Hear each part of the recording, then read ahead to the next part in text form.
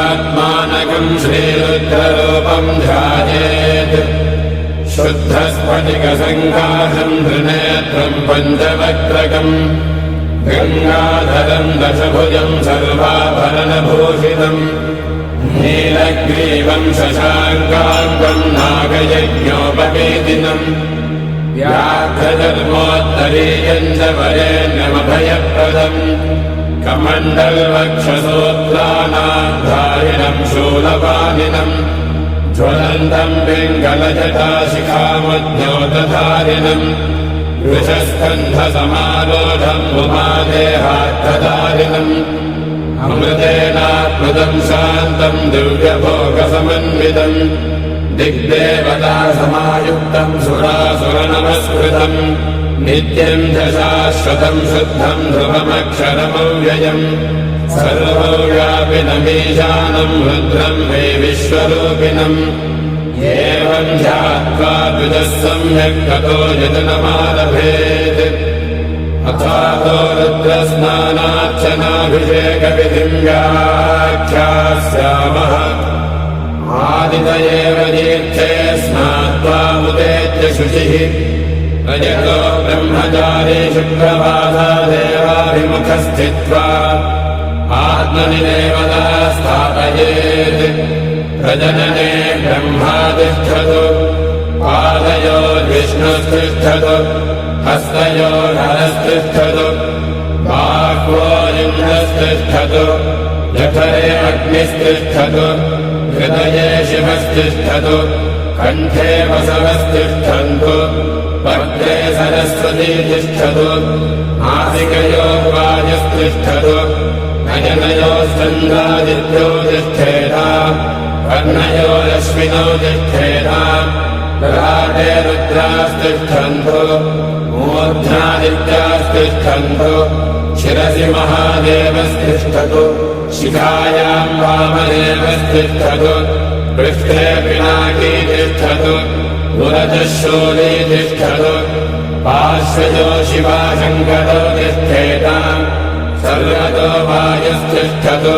ततो बहिः सर्वतोऽग्निज्वालामाला परिवृतस्तिष्ठतु सर्वेष्वङ्गेषु सर्वा देवता यथास्थानम् तिष्ठन्तु मागुम् रक्षन्तु ॐ अग्निर्मे वाचिः श्रितः वाहृदये हृदयम् मयि अहममृते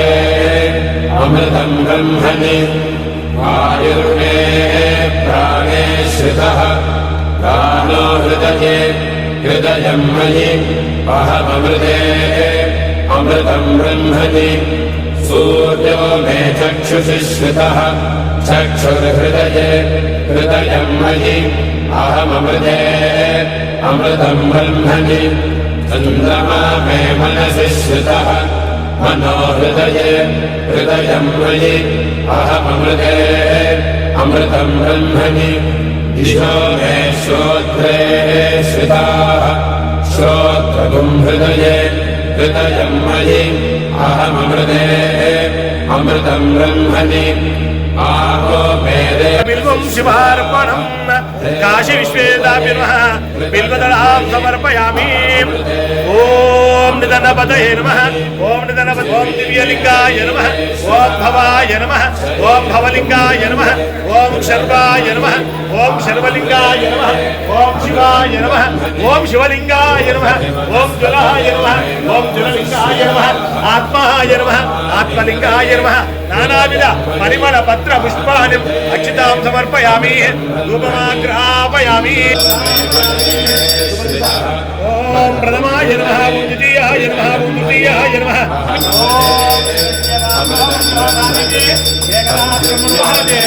एकदेशमानाय स्तेजो ददाति कुण्डलं कुशलेन्द्राय महानीय गुणात्मने चक्रवर्तिमूर्त्याय बाह्यं समर्पयामि देवापि वन्दनम् आत्मापि वन्दनम् बोलो काशी विश्वेश्वर भगवान् की आत्मनिश्रितः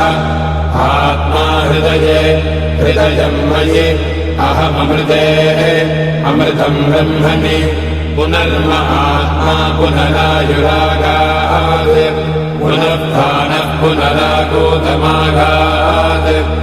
वैश्वानरो रश्मिभिर्वावृधानः अन्तस्तिष्ठत्वमृतस्य गोपाः ॐ अस्य श्रीरुद्राध्याय प्रश्नमहामन्त्रस्य अघोरऋषिः अनुष्टुप्छन्दः सङ्कर्षणमूर्तिस्वरूपो योऽसावादित्यः परमपुरुषस्य एष रुद्रो देवता नमः शिवायेति बीजम् शिवधरायेति शक्तिः महादेवायेति कीलकम् श्रीसाम्ब सदाशिवप्रसादसिद्ध्यर्थे जपे विनियोगः ॐ अग्निहोत्रात्मने अङ्गुष्ठाभ्याम् नमः